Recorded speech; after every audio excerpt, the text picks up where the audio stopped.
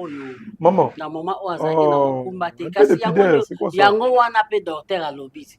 Pider yango tongo zo ba un peu de pider. Tongo bo vanda kuna na chama makambo sala nga na yo kaka. Ezaka pider te. Ya koloba nde pider. Oh kujo za na kati. Ah maman c'est bon, j'ai compris alors, j'ai compris, c'est bon. C'est bon. Joyeux bokene kasi nga nazongi ko. Non, on parle. Joyeux bokene na chama nga. Maman, on parle avec elle. Joyeux bokene na. Nalobi joyeux munganga lobi bongo. Pona mwana haza na santa malamu kuna liko. Wow. Ok. Yo nobel. Parce que on vertige va nanou. Partons dans la chambre. Mais bon mouvement là nous vertige ça té. Docteur alobi ko na là. Docteur alobi. Partons dans les ça. Zana tiko kasola la ngava. S'il te plaît, tu restes avec moi. Quand nous 5 minutes à glace. Pour ça nous autres aussi maman mokolo maman botinga ko so bela. Pour ça nous autres ko senga la monoko botoki. Docteur lui pour ça nous autres. Siko kuna osande.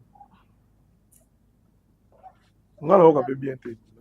Siko va nsanga kasi. Adoto kino nazo ka bien té. Hypocrite.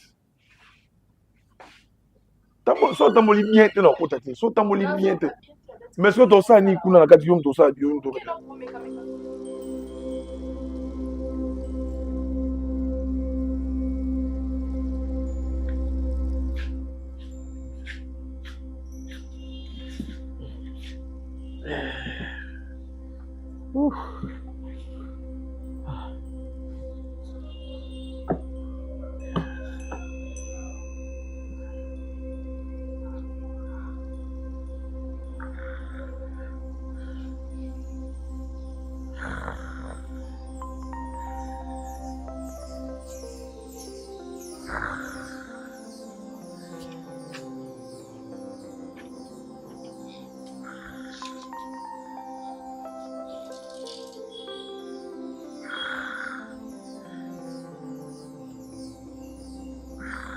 Makasi.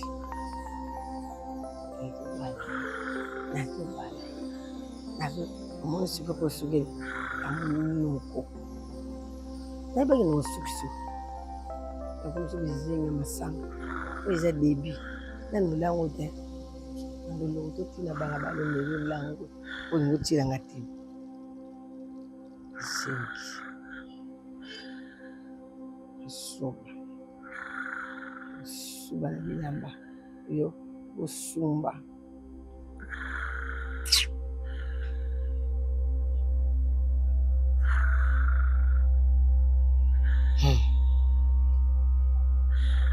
chala siti kani akiwa ni siri ya kufunga siti na mtu na dubi nano ni masanga te peti akomela kulango kusuma na bilamba yo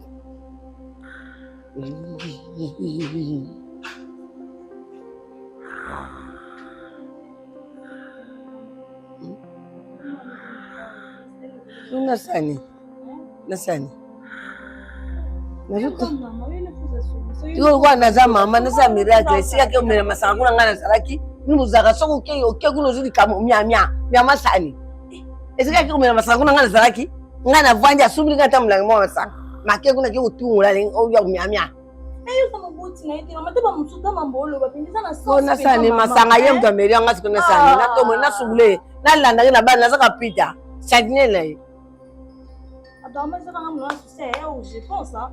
Parce que yo tu peux pas dire ça. C'est ton fils en fait. Nadiri tenini. Est-ce que na le da fils na yo? Adam mwana na yo. Okoti ke neta ko ete mama ta yo moko. Ngam bizu tile ke masanga. On doit dire que même ça pas que les gars comme ça que ça qui ndobi ka ndobi ka yeda memba. Ngati ko na sari. Na tomo ngam mwasi na. Ngana keni. Abara ki ngato ke no bala keni. Sasa ni atikiringa. Atikiringa sasa hadi asiyango na sana ngai bisha buyi. Na teme na zukengila mabe. Oh mezo kanila ni awatato wala na ye. Ko ndia kukanga ale ni aitsani. Bali muzungu tala na mabele ala wala na mabele ala atikinda kulibanda. Oh ngana to mulete. Mfana ka pemeni ala ne titonga comprendre ngena tonga na mereng masanga na langu après. Non, comme il monte aux abois, lève-toi, non? Ya baso on lève dans na ku siffler l'heure. Ah mu kuro responsable. Na mbuko ku zabala 10. Na bilangi belé. Boniko. Mais batunde ba déconcentra qui muke zalaki chanter wana o bazwi sika wana. Bon. Ayebi oyemba. Adoration oui. Oyebi mukwa liboso. Oyo batu bazaki belete. Eka kwa ni répétition en coulisses. Ayembaki bien. Yango nazoloba na peut-être fausse ya bato belé. Bon, ngapelo oloba na bino ba jeune. Bosa makambo na bonzoto te. Tango boyebi ke bokobeta lobi na kati église. Ndenge ezaka église bato bayaki ebele. Bondela na butu wana makasi. Po bataki mpe ezalaka. Tango oyebi ke lobi bokoya koyemba église saka ndenge pasteur invité bato ebele. Ok. Bino pe ba jeune. Déjà qui azaki fausse ya public, fausse ya bato na église de ça qui que ayeba bongo. Mais bino pe ba jeune ne bosa wana. So bomoni ke ndenge eza wana. Lobi babate bino programme oyemba lobi ba invité bazali. Moi milulu eza bosani. Sala concentré. Bobondela makasi na butu wana. Nzamba tondi so na nguya na ye. Posa babuzo bate tango bokomata na nini na podium. Hein? Oh là là. Comme tout ça cause à la bondeli na ye, mais elle a commis na église a moni miso abato ebele bazota la ye asala li sentiment nzoto. Ah mwana ndeki koma kapote. Bon. Kana okaki na nga koleka mbamona kenda kume, je crois na ki na kokota na milata mai comme ça na lika. Na milata mai na lika. Hein frère? Aïe aïe aïe. Frère yaka. Aïe aïe aïe aïe. Kozo na. Frère. Ah. Deto. Hein? Oh frère na biso. Bonjour frère Ada. Oh. Boni. Boy badi. Ouais, tu bani. Ah. Ndaku awa? Ah, o mwana nanga. Ah. Mwana. OK. Oui. Kato na bisa ko kinaza na mwana moko. Na mona ko kalokola mwana ngada. Ah. Na mona ko kalokola mwana ngada moko na za na ye. Ah OK. Komo nele. Bito boy bani wa. Non, ça va. Ah. Ah, Ozolia? Adamo. Non, non so ka kitu biloko posisi no déjà. OK. Ah, frère nangai.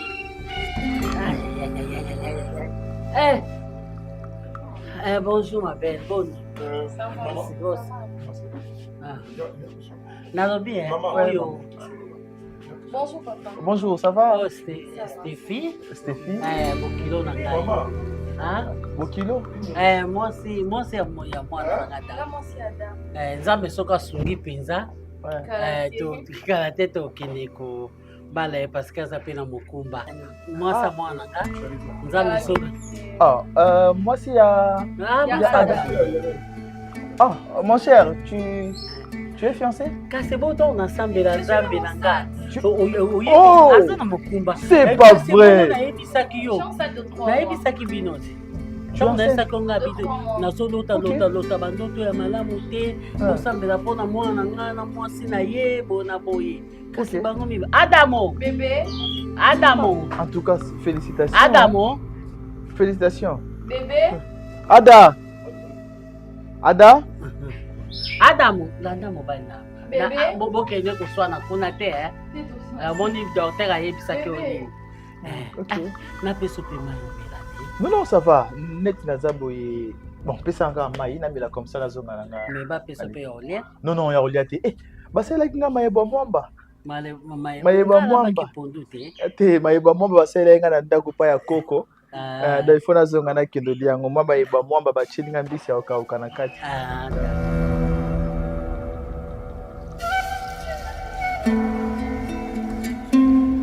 Bino monde bofungula ba porte. Déjà avant mariage, nzambe azeda kolakisa yo.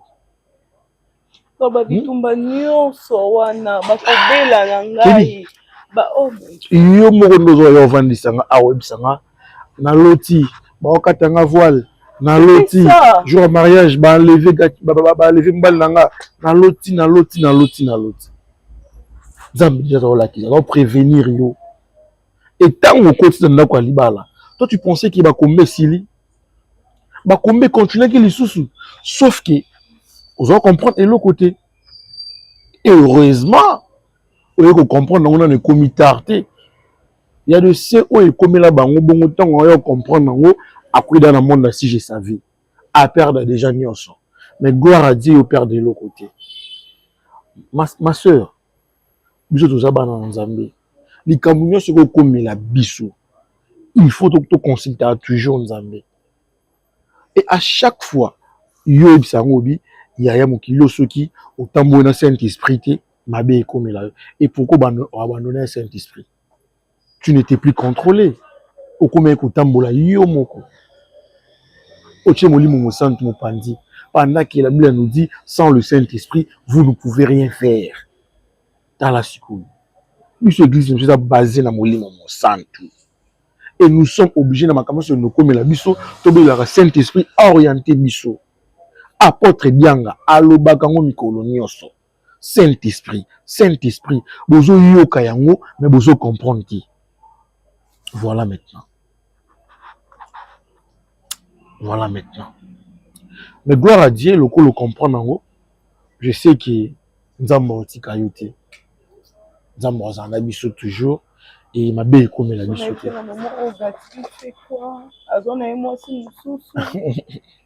non Nzambe obatela Nzambe mo ayebi pourquoi lingi koma boye la Bible nous dit dans les circonstances nyonso tout komisa ka Nzambe ce que monte on va faire tout tcha mabolongo na se tout komisa ka Nzambe mo ayebi pourquoi ekomi boye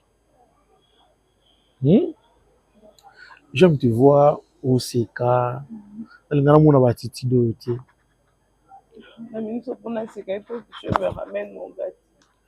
non c'est-à-dire Nzambe azali Nzambe ayebi pourquoi dimanche oyo tozala limité te bakomba église nyonso baseli nyonso tosangana na sele faut que une église kuna na sele et dimanche prochain nde tokozonga na Jésus reine na 15e mairie biso nyonso dimanche oyo tozala na sele po ya kotoka dimanche oyo je crois yo nanga faut que depuis avant tovana bakita liboso po plan ekozala wana ndenge ezala comme d'habitude osapini et toi qui nous prière dans celle et bien Nzambe osala.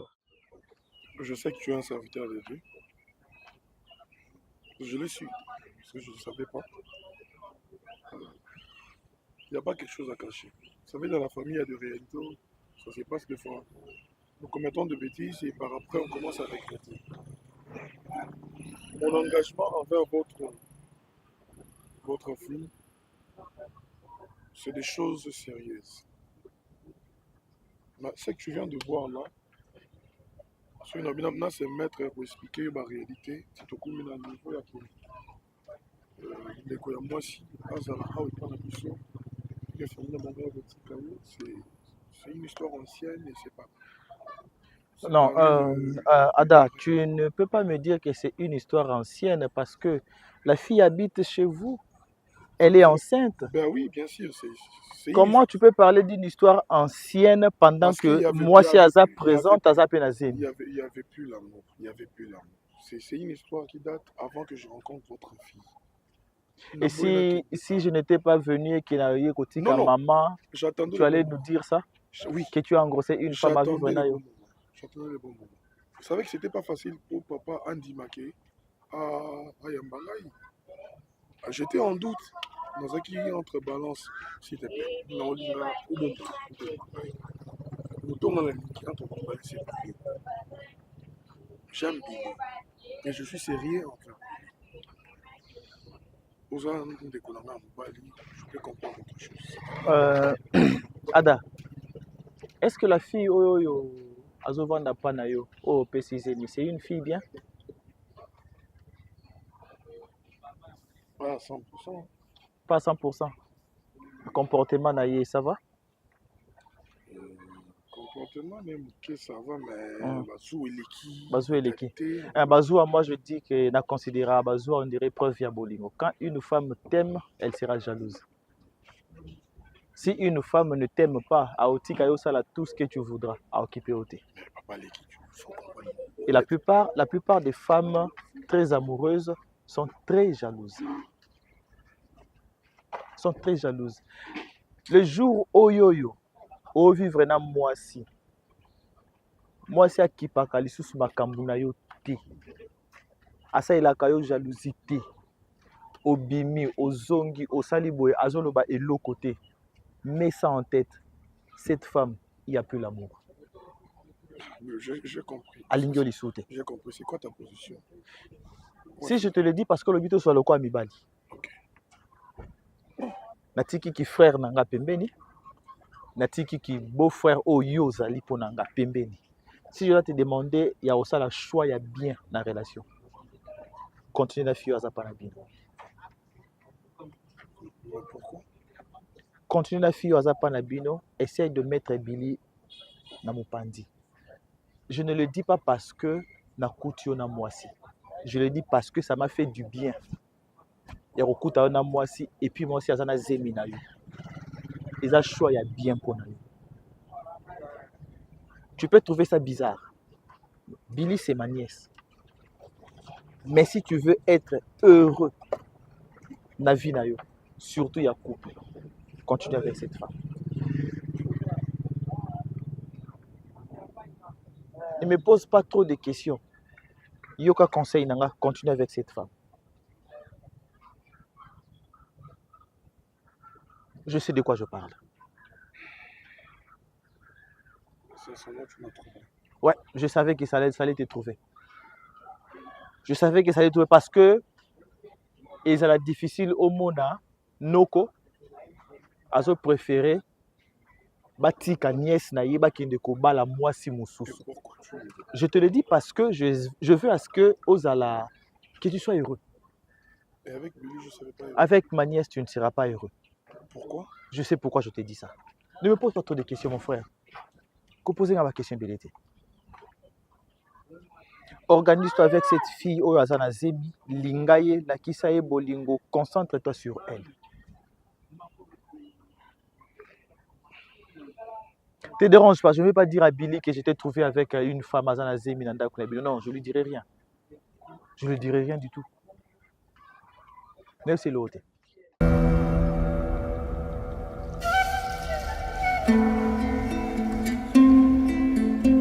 Franchement, moi, je te comprends pas. Hein? Isani, dis-moi, qu'est-ce qui ne va pas avec toi? Dis-moi, Yaya. Pourquoi tu es ivronne comme ça? Pourquoi, Yaya? Hein? Qu'est-ce qui n'est pas? Si un problème, il y a un comme ça, comme ça. Et puis, on va essayer d'arranger, d'en parler plutôt. Je ne suis pas un ivrogne. C'est toi qui penses que je suis un ivrogne. Je ne suis pas un ivrogne. Il y a circonstance Namélie et puis Namélie je crois deux. Il y a circonstance chaque jour. Bouteilles, hein. Chaque jour circonstance, chaque jour, c'est ça non? Mais c'est rien, c'est rien. Non comprendre te na musala pour nous sala ndesini. Pour ozongi ivre demain, OK sur musala, ozongi sous ivre le lendemain. Parce qu'on a musala tu travailles comment? Dis-moi. Ça. Non OK na musala chaque temps. Te? Ah ouais, c'est vrai. Écoute. Laisse-moi me reposer, pardon. Je ne vais pas te laisser te reposer parce que là, tu commences aussi à me saouler. Comment comment s'est comporté Boyaya? L'autre fois, je suis venue pour yo kaboé. Namoni ogang la penza na fond la porte. Tu es seul. Hein Yaya? Wani lingo lobani. Ndako. Yaya kinisa keno tikala yo moko. Mais tu fais des choses pareilles. Lingo lobani. Hein? Yo côté na chambre là. Donc, au salon, presque chaque jour, tu es au courant de rien. Au salon, moi ici en fait, mais tu es seul à l'intérieur. Bien sûr. Bien sûr. Et puis, au salon, ma caisse au ganga. Et comme il est indisposé, je suis venue pour Natalo pour Nabi Koza Yomoko. Tu es seul. Mais bien sûr, bon, on s'en est. L'autre fois, naïe. Namoni ozo j'ai mis tellement fort. Nous autres toqué porte pour au fond le langata au fond l'ité. N'a vendu quelques minutes et l'autre côté. Et du coup namon bimi ok na salle de bain et puis ozongi le lendemain na bina te nga on l'appelle na salon ta so ya azana nani mais ozana yo moko mais non comprendre t'expliquer qu'est-ce qui se passe yaya gémissement. Mais bien sûr, comme si tu étais avec une femme à l'intérieur. Mais aux ayomoko, non comprendre. En plus, au salon à plusieurs reprises, aux bandé la mayaya. Hein? Mais je te dis que tu étais seule. Mais comment on comprendre yaya? Hein? N'a pas que j'étais au salon. Au salon. Je suis venue, j'ai toqué. Personne ne répondait. Et à un moment, tu es sortie. Et puis du coup, ok, dans la salle de bain. Donc ozongi nanga peut-être fana na salon parce que yaya zana peut-être na sima nanga okoti ka moi c'est là je sais pas trop mais le lendemain obimi yo moko sans moi si parce que au salon comment nga na leki de moi si c'est un problème dis-moi hein aussi ma qui sou quoi toi aussi ma qui loko moko boye je sais pas yebisanga hein. Mais je te parle, arrête de faire ça s'il te plaît, hein? Oh, yaya. Hey, regarde. Mon âge pour ça n'a pas étant commis pourquoi? Pourquoi dis-moi? On est seulement à deux. S'il y a un problème, dis-moi ta soeur. Aussi ma kilo kamutu. Hein? Aza tout na yo, ponga na za normal, yo za normal ti. Dis-moi yaya. C'est normal. Eh Jésus.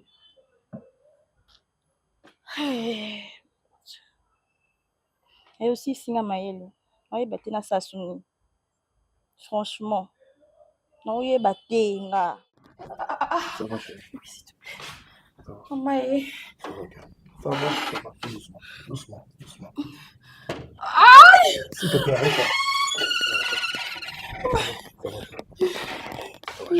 ça va j'ai très mal ça va calme-toi maman toke maleme ok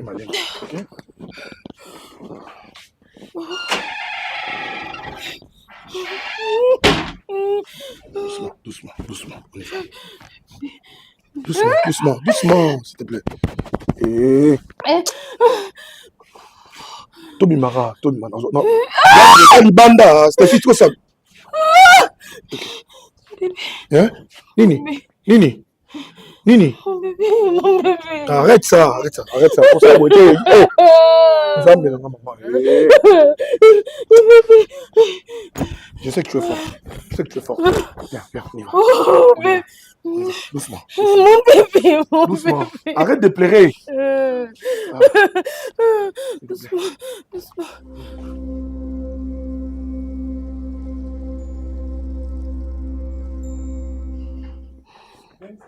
ça va c'est pas grave Première fois, tout le monde est normal. Tout le monde est première fois. Ils ont cabot, ils ont accident, ils ont macabo, et il y a calango. Deuxième fois, ils ont normalité. Oh, il y a deuxième fois, il faut attendre la vie spirituelle. Nous avons so na zongi na makanisa ba révélation on a bana komona nzamba otalisa nga yo nzokanesa Stéphie donc moto bana kokotisa exactement maman. mais ngai nde naza wana na boma mwana motu te na loka mwana motu te Zambi mon bébé. Deuxième fois, les boumouya moinou, ils ont morgue te. Po asimba kabana te. Na botaki Adamu, Zambi, nenge mono pako bota. Ka nenga vandi na maboko na nga. O na sali la kayo. Ba mama ebele age na nga. Bango kuna na banganda bazoyemba banzemba ntango akala bazoyemba bapolo bazobina bapolo na ngai na yamba yo Jésus esengo efeza na ndako na nga tata ozangi ya kolia na esengo efeza Stéphie maman vana kina yebisa Nzambe merci pour volonté non de kokisami. Volonté bakamokilité. Maman, on a ça, bandoto mabe na butu lelo. Je sais pas la nuit. Naloti batu ba olandanga baba. Bata bando olandanga ba botolanga eloko. Nando ebatiza nini. Na manzo wila na bango baba, j'ai pas pu. J'ai pas pu.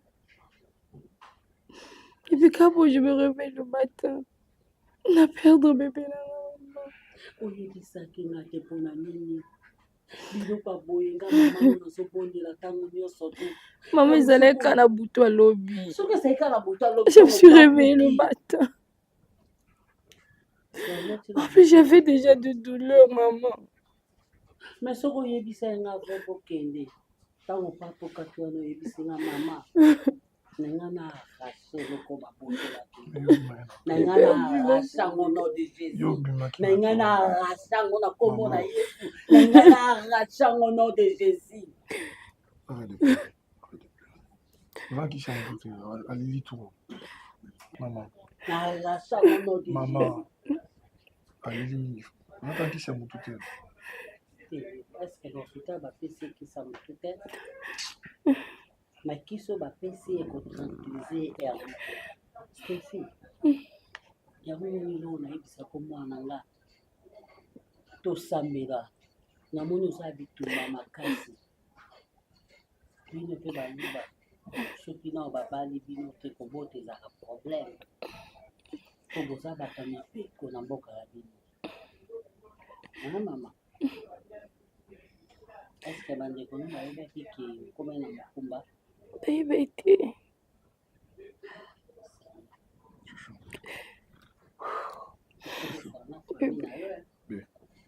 Adam. Faut que tu sois ma famille.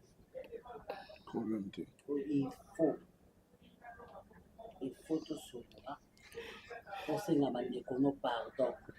Pour se n'a pas beauté na okuna pardon. Pour oser libérer. Voilà, sister. Depuis que tu es partie, donc Yaya, quand il commence encore pire en pire. Yaya, comme il sort à Bini, quand il rentre à la maison, il se permet de se soulager. Nabilamba. Des fois, même, à ce moment devant moi. Donc, Yaya, comme il n'a pas, mon corps insupportable. Et pourtant, notre maman et oncle, bango etali bango atamutiete, bango bazaka kabalia, bamela, baseka, ba besoin kana ba aventure. Pourtant, yazo kende mabe. Parce que je sais pas, normalement tu quand ngamo na souci ya bango ba na souci ya te. Donc, je peux pas yako s'occuper d'un grand frère na ngamoko. C'est pour ça que je suis venue t'associer, ma belle. Tu es sa femme, s'il te plaît. Quand tu quand ngamo na combat ote. C'est plus fort que moi, donc mon oncle gérant et les kilanga na ebate ba charge non so boti kilaka ngamoko. C'est pour ça que je suis venue chez ta ma belle sœur, s'il te plaît. La Tibi c'est ton chéri. On va y le loter. Faut pas le laisser dans un moment ya boy, s'il te plaît ma belle. Hein? Tu sais pourquoi je pleure? Je pleure parce que j'ai cette impression-là d'avoir tellement échoué. Je pleure parce que il me manque tellement Gatsby. Oh. Je pleure parce que nos chemins se sont séparés comme ça. Et là, tu vois, je sais même plus quoi faire. Voilà pourquoi je suis en train de prier tous les jours. Que Dieu puisse m'aider. Vraiment. Parce que tu vois, de moi-même, j'y arrive plus.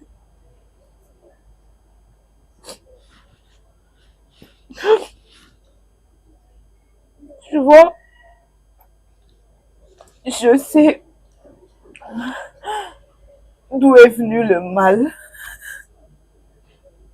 Ah bon?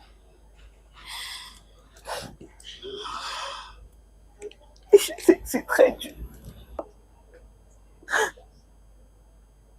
Mais tout ce que je peux te dire en ce moment, c'est qu'on doit prier. On doit beaucoup prier, tu vois, pour que Dieu, le miséricordieux, puisse avoir pitié de nous. Vraiment. Bonsoir. Ah, moi bien. Moi bien. Ah, Yaya Kuna a commis de plus en plus. Non, aussi porté à mon côté. Et a commis comme il a masanga comme pas possible. Et a sur comme il masanga quand il va venir à la maison, a comment soupe bilama. Tu peux imaginer comment se déshabiller devant moi. Donc c'est nous et comment le kilanga et comme non on dit ça comme liboma, je comprends pas qu'est-ce qui lui arrive. Kili, pourquoi tu pleures? Tant que tu situation et t'es chrétien. Où est là pourquoi? Et j'ai l'impression d'avoir tellement échoué. Je connais bien ton mari. On dit que tu se comporter bon. Je suis comme il se comporter bon. Il faut comprendre que ça ne va pas. À la place ça ne va pas. On doit prier. Je sais que nous avons ça la mission grâce. Ma campagne ici là. Bon, pour les années solutions. Non, c'est pour cela que parce que là-bas je suis seule. Maman qui pétait. Oncle Koutouye, il s'en fout, donc je suis seule là-bas. N'ayez pas Nabi, peut-être vous pouvez m'aider. Ensemble, la pote son Naya Nabiso. Comme tu as pensé à nous, il va dire tout son et tant que chrétien, tu comprends ni ça la qui comprend pas. Mais on a la yebi, ça matika bala na yeti. Les qui n'ont pas automatiquement pas souffrir. Moi, je suis qui n'a pas vivre heureuse. Tu comprends? La yebi n'est pas la vie comme un bon. Mais Zambo n'a la bonne vie là. Zambo n'a la caba jeunesse là. La yebi qui ressemble à quelque chose. La yebi qui a été abusée. Il y a un homme qui a langue. Il y a un homme, c'est un homme très honnête. Encore un bon monde. Vous devez arrêter de pleurer. Solution. Et toi aussi, femme forte. Toi, dans la Moussangaï, quand j'avais fait des problèmes, toi, tu étais là pour me soutenir. Et aujourd'hui, Yokomanoka m'a mis sur terre. Oh, tu dois arrêter avec ça. On doit prier et nous avons ça la solution. Je connais bien ton mari, Nayebi, qui a mon tamakamboana la bonté. Envoûtement au écoti. Et l'on a comme on a Yesu. Amen. Comme on a Yesu et l'on a. Eh maman, tu as oublié là. Bon, il a mon sourire. Là, il a ça l'effort. Attends qu'on y soit les cas. Na roya na route na et tout sur la naïe.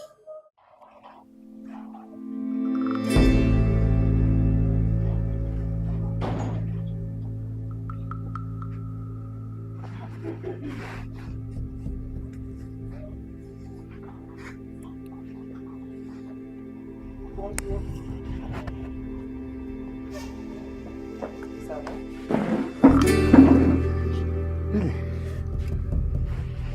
Ça va?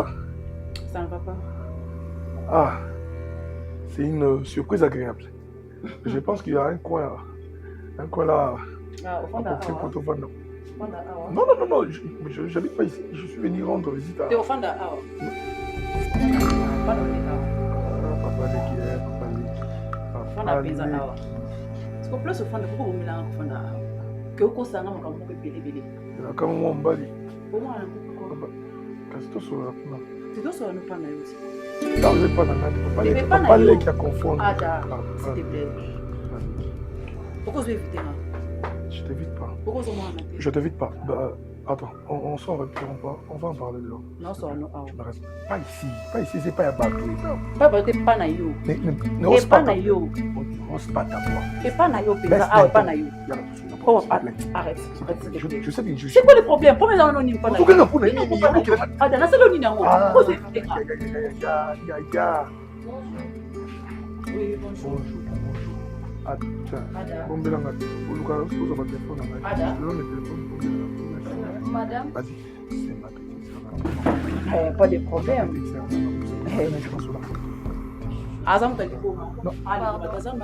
Comment tu peux être traiter une bombe pourquoi? Traiter une bombe pourquoi?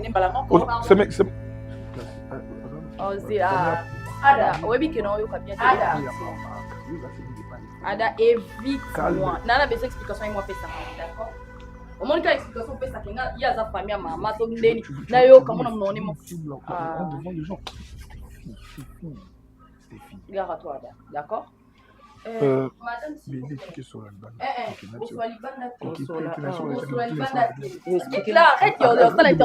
Qu'est-ce que vous voulez faire maintenant? T'es tellement ridicule, toi. C'est ça le mal avec toi. Tu n'arrives pas toujours pas à comprendre des choses. Il faut être patient. La patience aide aussi. Il y a d'autres choses que vous devez comprendre ou on peut traiter de loin. Tu te calmes d'abord. Je me présente, hein. Je suis sa femme. Ah ouais? Ouais. Parce que par rapport à tout ce que j'ai compris ici, il t'a jamais dit je suis sa femme et il n'a pas permis que moi on s'est mis en bouteille. Bonjour. Oui. Adam. Mutuka moko etelemi etelemi kali liboso ya porte awa. Ada, vous avez marié? Vous avez marié? Aza marié ici avec moi. Chez sa maman. Sa maman est là, puis il y a moi. Et puis plus au fond de mes années. Parce qu'on est maman, moi, comme dans la monnaie déjà, c'est moi, si. Billy. Azananya. Billy. Alika. Adam, yakana. Ada. Moi, sanga sa lo lendo, Adamo.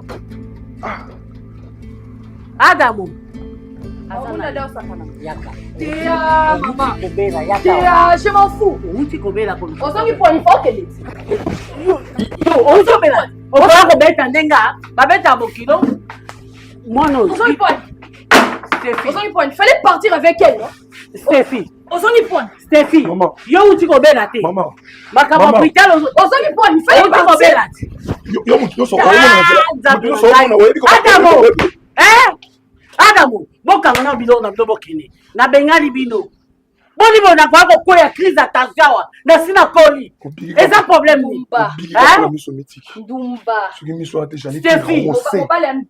Stéphie. Qu'est-ce qui prouve à se présenter à moi stanga? Est-ce qu'elle se présente à moi stanga? Jalousie maladie. Yo o respecta nonga te. Maman. Yo mke zuwa makasi monenge nini. Maman ça maman. Donc jusque là. Lorsque oyebi mutu te ya imanya ba mutu. Oyebi sangai problème. Oyebi demande d'accueillir les kangu na yenga. Qui t'a dit que ça les kangu? On va tirer ma comme le merde. Oyebi. Na ratissé yo. Adam Azanan. Adam moni Asa partenaire. À manquer de respect. À manquer du respect. Moi, c'est le babé.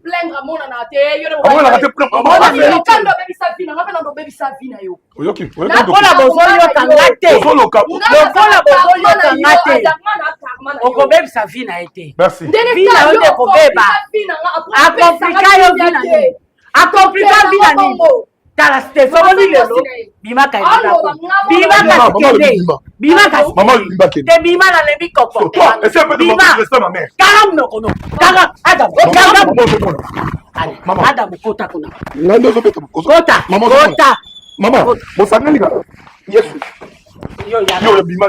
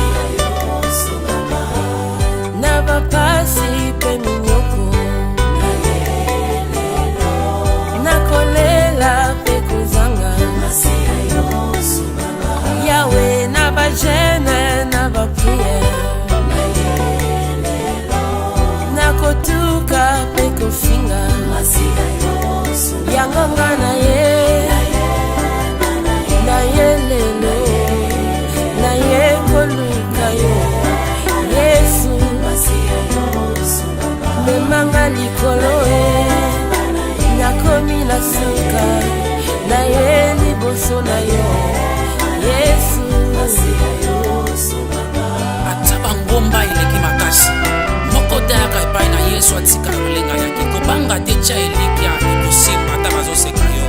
Alleluya. Olobi na banga te o na epa na yo